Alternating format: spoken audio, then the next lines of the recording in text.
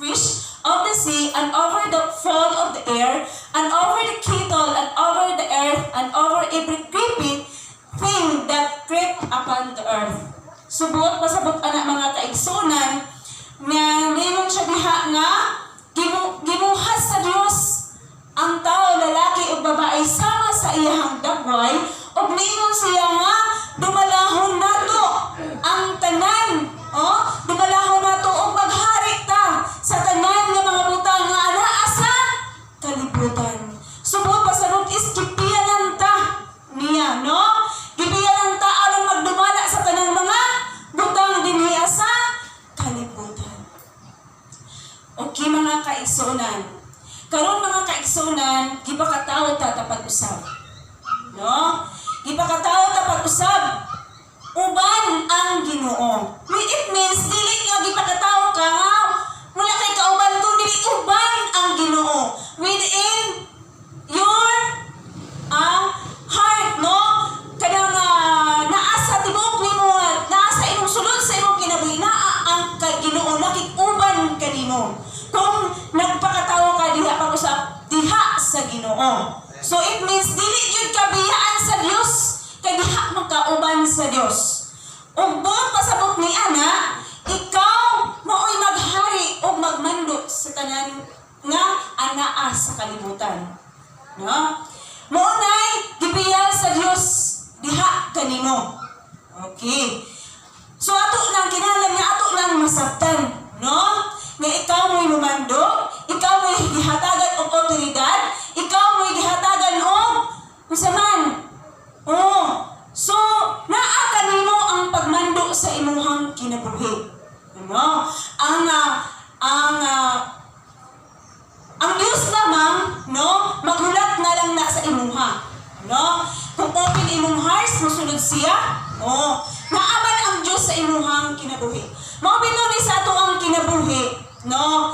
Kay gitagaan mong tag-otoridad, no?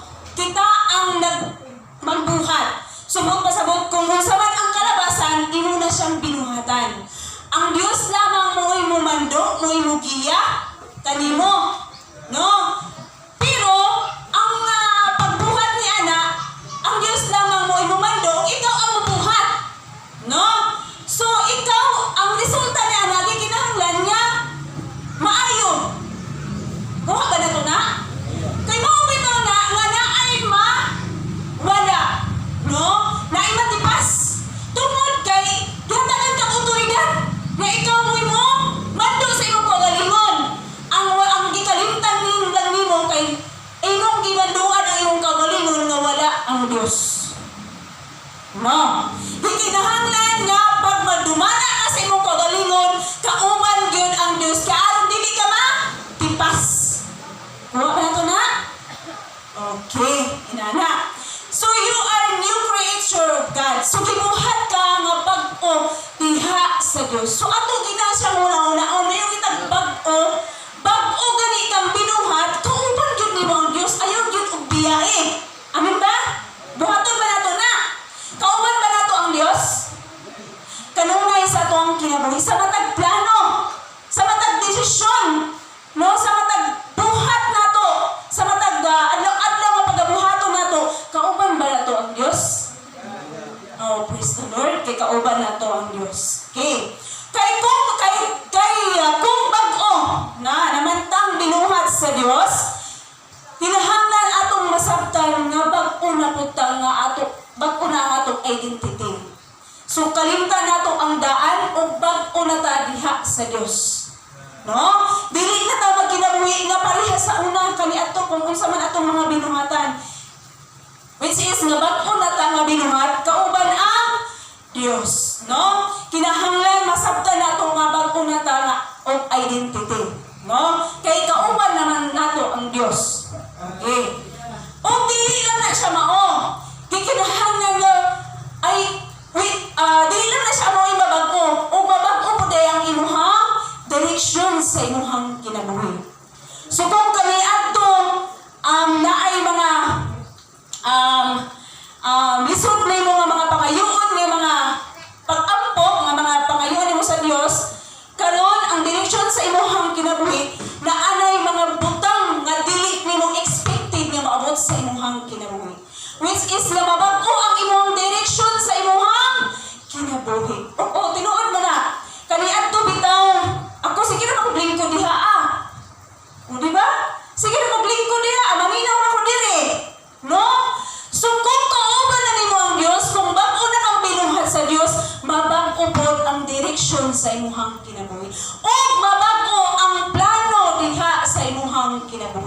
So it means na dili lang imuhang plano, na ay plano ang Dios po sa imuhang kinabuhi. O kana nga plano sa Dios wala gyud makababag ni ana.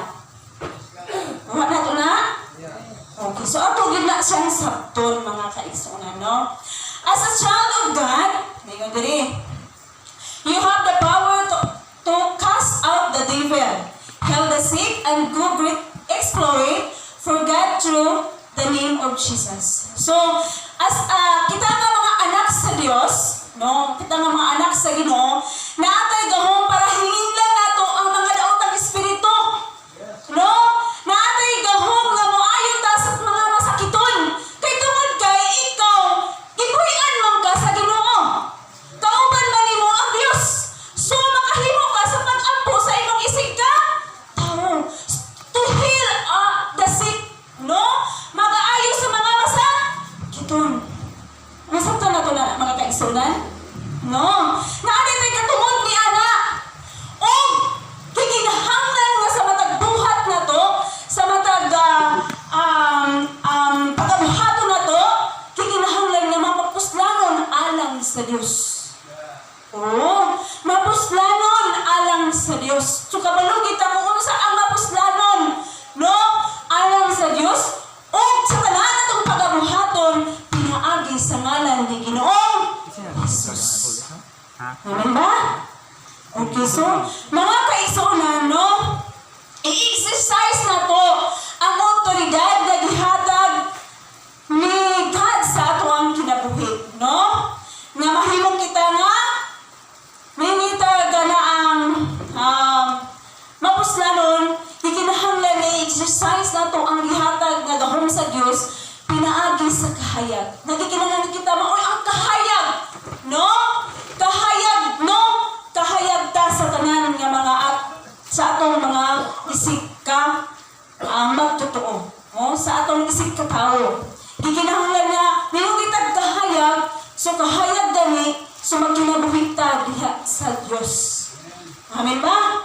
Kaya nilong diha sa Mateo 5:14-16 nga, ang ato ang kita ang suga o kay kita man ang suga, imutang kita sa ibabaw sa puto? Okay, atong basahon. Aron kita mahimong kahayag sa uban. Okay. Mateo 5.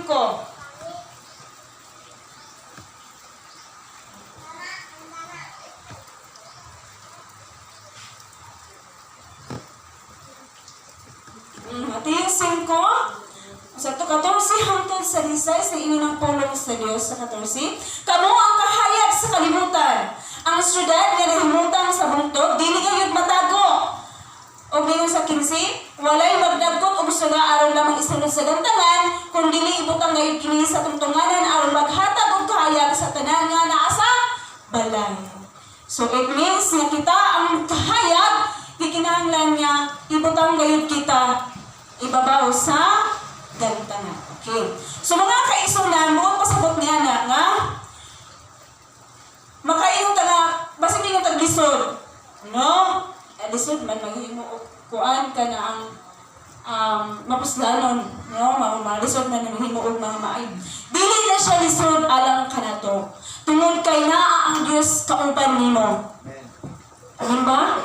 Boom. So mga hinaot ko mga kaigsunan nga dili na lisod para sa mga anak sa Dios. Tungod kay kita anaa ang Dios kauban nato. Okay. So dili na siya lisod sa ato ang kinabuhi nga atong himuon, no? No natay otoridad nga kita mismo mabuhat og mabuhat aron nga ang mga panghitabo na ay resulta nga maayo, na ay maayo nga impact ba nga mga hitabo alang kanato. So ato siyang tan-awon kung atong mga ginabuhat maayo ba ning epekto, maayo ba ning impact sa tanan, maayo ba impact sa imong isig ka tao, maayo ba resulta sa imong tanan, no? So gikinahanglan na mga kaigsunan kay tagaan man tag otoridad, gipilan man ta nianang mga butanga, kay niingon pa nga kita ang mumando, no? Kita ang gitagaan, no? Og otoridad sa tanan nga butang diri sa kalibutan. Okay, di ba gibuhata ningon sa Genesis 1:27 hangtod sa 28, gibuhata nga sama sa Dios, no?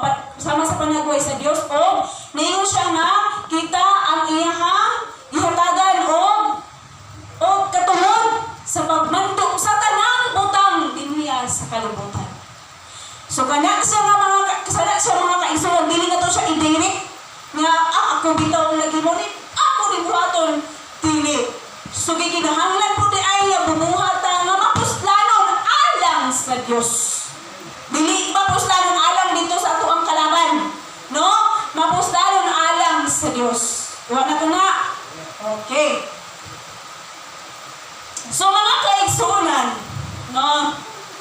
Kay gihatagan man tag katungod, gihatagan man tag otoridad sa atong buhi nga Dios, ikinahanglan di ay sa matag desisyon nato nga i-consider nato ang long-term nga mga consequences. Kada ra ba ang mga long-term consequences kaya ato ra ba na siyang nakalimtan?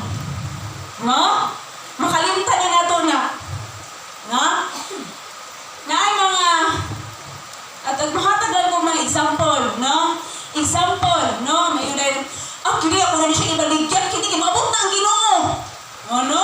Ako na ni pangmartahan kay doon na mabalik ang Dios. No, consider nimo ang long-term consequences. Wala ka kabalo kung kano sa abot ang Dios. No? Kikinahanglan sa matag desisyon nato, sa matag plano di ay nato, dili lang nato huna-hunaon ang resulta ani ugma. Ang resulta ani next week o ang resulta ani next month, kundi resulta ani puhon. Uwa na nato. Resulta ani sa sunod tuig. Resulta ani sa sunod na generation. Resulta ani kung unsa matay sa sunod nato nga mga panahon. So i-consider nato ang long-term consequences. Sa ato nang i-discuss sa ako ang mga Sunday school ng mga liagi, ang mga consequences na atong madawat sa ato ang kinabuhi. Kung nagtanong kag maayo, ang resulta ni anak maayo pod ang imuhang maani. Kung ang pagtanong nimo dili maayo, ang resulta na dili sad maayo. Okay. Mga kaigsuonan, no? Gikinahanglan, example po nako mga kaigsuonan. Gikinahanglan nga ma-aplihan ang atong una-una ba? Kay basin ba ang atong ginahuna ang karon lang? No? Which is nga, kay gipialan na ta, dili ta basta-basta ka mabuhat na lang bisag unsa kay tungod ka gipialan ka. Gikingon diha nga mabuhat ka nga mapuslanon alang sa Dios. No? Kung naa kay desisyon karon, kung naa kay mga plano karon, no? Kada bitang